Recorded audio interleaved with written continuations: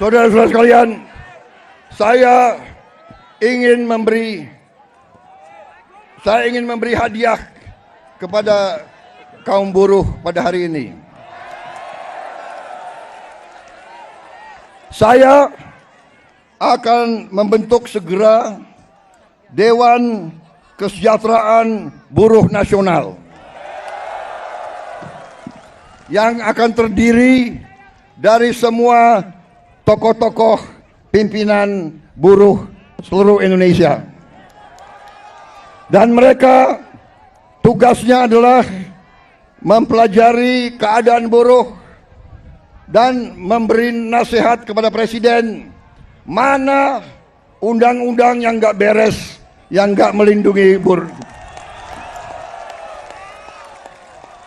mana regulasi yang nggak benar.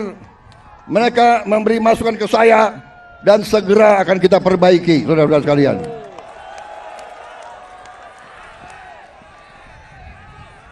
Saudara-saudara sekalian, kita juga atas saran dari pimpinan buruh, atas saran dari Pak Said Iqbal dan Pak Jumbur, kita akan segera membentuk Satuan Tugas PHK. Kita tidak akan membiarkan rakyat kita tidak akan biarkan pekerja-pekerja di PHK-kan seenaknya.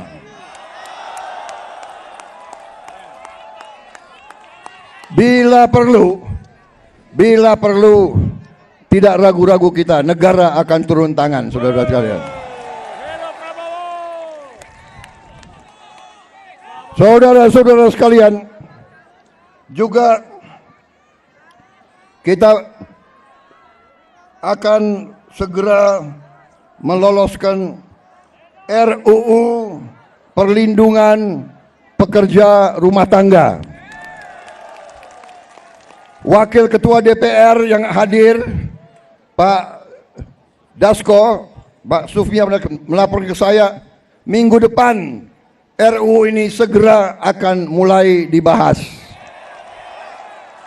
Mudah-mudahan tidak lebih dari 3 bulan undang-undang ini akan selesai kita bereskan. Juga saran dari Pak Jumhur, Undang-Undang Perlindungan Pekerja di Laut, pekerja di industri perikanan, pekerja di kapal-kapal, kita juga segera akan membentuk undang-undang itu. Jadi kami Satgas PHK dan Dewan Kesejahteraan Buruh Nasional ini akan mempunyai peran yang sangat penting. Saudara-saudara sekalian, saya juga akan meminta Dewan Kesejahteraan Nasional mempelajari bagaimana caranya kita kalau bisa tidak segera tapi secepat-cepatnya kita ingin menghapus outsourcing. Tapi saudara-saudara, kita juga harus juga realistis. Kita juga harus menjaga kepentingan para investor juga. Kalau mereka tidak investasi, tidak ada pabrik, kalian tidak bekerja. Jadi kita harus bekerja sama mereka atas usul pimpinan saudara. Dalam waktu dekat saya akan mengadakan suatu pertemuan di Istana Bogor. 150 pimpinan buruh akan saya pertemukan dengan 150 pemimpin perusahaan di Indonesia. Kita akan duduk bersama. Saya akan mengatakan kepada para pengusaha, saudara-saudara, tidak boleh mau kaya sekaya-kayanya sendiri tanpa mengajak pekerja-pekerja hidup dengan baik. Tapi negara juga tidak tinggal diam. Kami berjuang memberi pelayanan kesehatan untuk seluruh rakyat, pendidikan, kita juga memberi subsidi listrik, kita memberi bantuan tunai langsung kepada mereka-mereka yang penghasilan rendah. Total biaya yang kita gelontorkan ke rakyat sudah melebihi, kalau tidak salah, 500 triliun. Ini terus untuk menjaga rakyat kita tidak ada yang menderita. Tapi sekarang masalahnya adalah kita harus jaga mereka yang memerlukan, mereka yang terima. Jangan mereka yang tidak perlu, mereka terima juga bantuan dan subsidi. Ini nggak benar. Ya kan?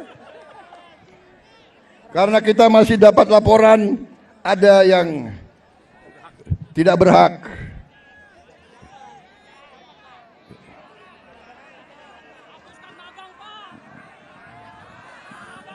Saudara-saudara sekalian,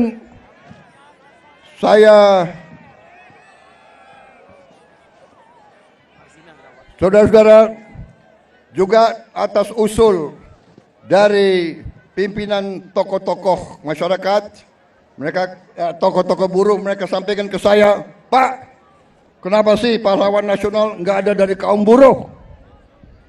Saya tanya, kalian ada saran nggak? Coba kalian berembuk, usulkan pahlawan dari kaum buruh. Dan mereka sampaikan, Pak, bagaimana kalau Marsinah, Pak? Marsinah jadi pahlawan nasional. Asal seluruh pimpinan buruh mewakili kaum buruh sepakat, saya akan mendukung Marsinah menjadi pahlawan nasional.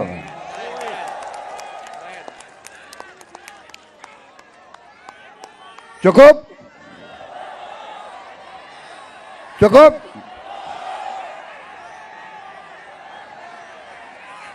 Cukup? Suara gue serak nih. Gue minum kopi ya. Minum kopi. Boleh gue minum kopi ya?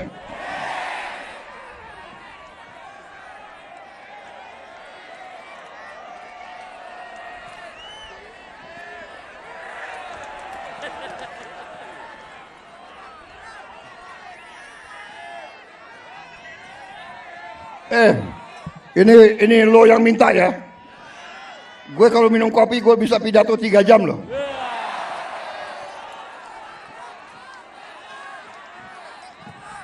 Lo orang gak kepanasan ya?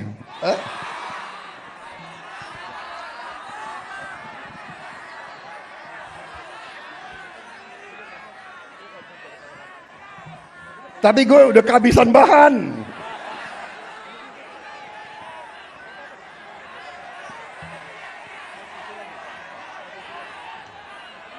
Saudara-saudara, dalam rangka juga pemberantasan korupsi, saya mendukung undang-undang perampasan aset. Saya mendukung. Enak aja, udah nyolong, nggak mau kembalikan aset, gue tarik aja deh itu. Setuju?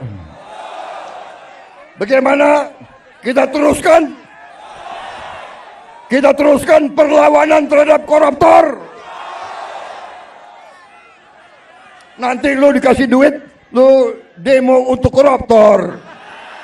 Hah? Benar ya? Awas lo.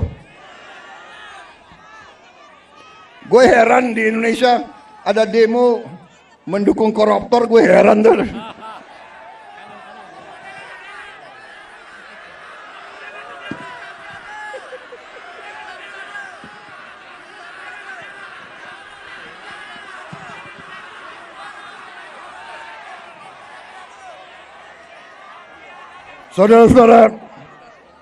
Saudara-saudara, saya punya teori ekonomi sangat sederhana. Kalau orang-orang yang berpenghasilan rendah mendapat penghasilan yang cukup, dia punya daya beli.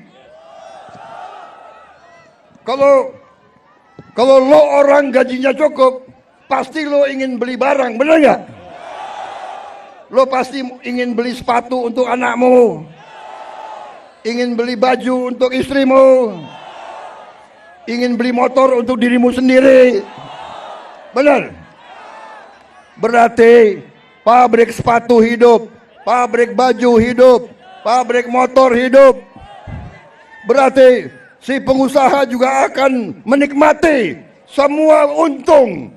Berarti mari kita bangun Indonesia, mari kita jaga kekayaan Indonesia, supaya kekayaan Indonesia dinikmati oleh seluruh rakyat Indonesia.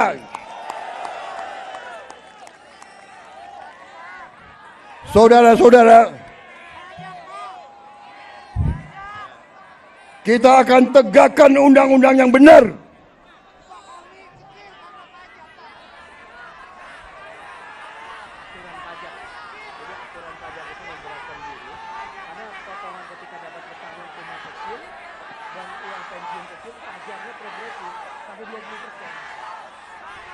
Ya, saya akan pelajari kembali masalah pajak. Pajak yang besar untuk orang yang penghasilannya besar. Lo orang gajinya nggak besar, jadi ngapain dipajak? Tapi kalau pajaknya sedikit boleh dong. Boleh ya. Ya, kalau pajaknya nggak terlalu besar boleh ya. Ya, bayar deh dikit-dikit deh. Jangan progresif. Ya, itu nanti tugasnya Dewan Kesejahteraan Buruh Nasional. Oke. Cukup. Terima kasih. Wassalamualaikum warahmatullahi wabarakatuh.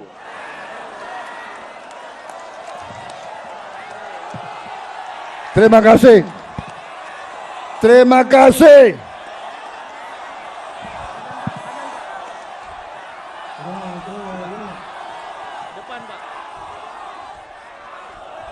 Terima kasih. Terima kasih. Kalian pada sabar menunggu saya. Kalian panas-panas mau dengarkan pidato saya. Terima kasih.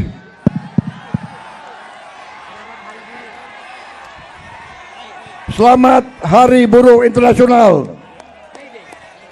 May Day, semoga Tuhan Maha Besar melindungi kita semua. Semoga kita bekerja terus bersama-sama. Saya minta dukunganmu, saya minta bantuanmu. Bersama-sama kita selamatkan kekayaan rakyat, kekayaan negara kita. Kekayaan rakyat, kekayaan negara harus dinikmati oleh seluruh rakyat Indonesia.